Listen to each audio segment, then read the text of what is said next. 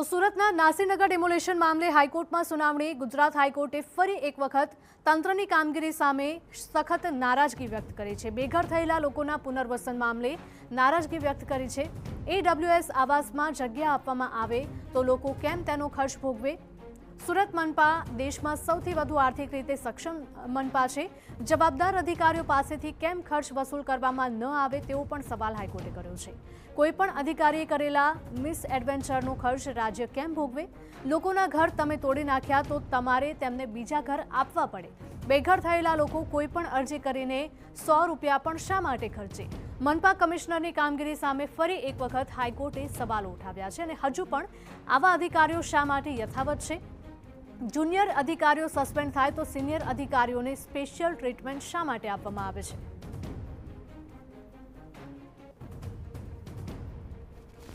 Online પર સંવાદદાતા રોનક જોડાયા છે। રોનક, જણાવશો કે બેઘર થયેલા લોકોને ઘર આપવા માટે હાઈકોર્ટે નોંધ લીધી છે અને ટકોર પણ કરી છે સરકારને। જી રોનક। બિલકુલ જે પ્રકારે સુરતનું નાસિરનગર ડિમોલિશન મામલે અનેક સવાલો ઉભા થયા છે। ગુજરાત હાઈકોર્ટમાં સંબંધિત મામલે સુનાવણી ચાલી રહી છે, ત્યારે ગુજરાત હાઈકોર્ટે આજે વધુ એક વખત તંત્રની સખત શબ્દોમાં ઝાટકણી કાઢી છે।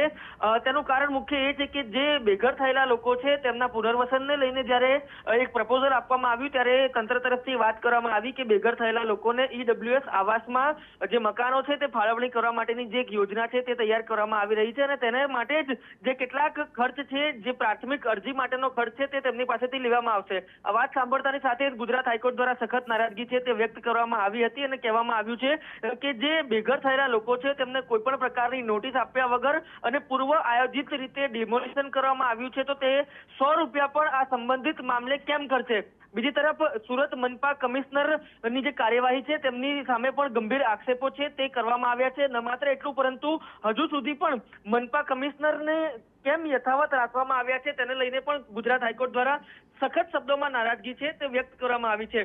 ગુજરાત હાઈકોર્ટનું કહેવું છે કે જવાબદાર અધિકારીઓ કે જેમણે ડિમોલિશન કર્યું છે તેમની પાસેથી આ ખર્ચ વસૂલ કેમ ન કરવામાં આવે? ન માત્ર એટલું પરંતુ જો જુનિયર અધિકારીઓ સસ્પેન્ડ થઈ શકતા હોય સમગ્ર કામગીરી દરમિયાન તો સિનિયર અધિકારીઓ સામે શા માટે પગલાં લેવામાં આવતા નથી? 2 દિવસનો સમય ગુજરાત હાઈકોર્ટ તરફથી આપવામાં આવ્યો છે। આવતીકાલે નહીં પરંતુ પરમ દિવસે આ સમગ્ર મામલે વધુ એક વખત સુનાવણી હાથ ધરાશે, પરંતુ વધુ એક વખત સુરતમાં જે ડિમાર્કેશનના નામને ડિમોલિશન કરવામાં આવ્યું તેને લઈને ગુજરાત હાઈકોર્ટ દ્વારા સખત નારાજગી છે તે વ્યક્ત કરવામાં આવી છે। બિલકુલ રોનક, માહિતી બદલ આપનો આભાર। નાસિરનગર ડિમોલિશન મામલે હાઈકોર્ટમાં સુનાવણી થઈ। હજુ પણ આવા અધિકારીઓ શા માટે યથાવત છે? શા માટે કોઈ પગલાં નથી ભરવામાં આવતા તેવા સવાલ હાઈકોર્ટે પૂછ્યા છે।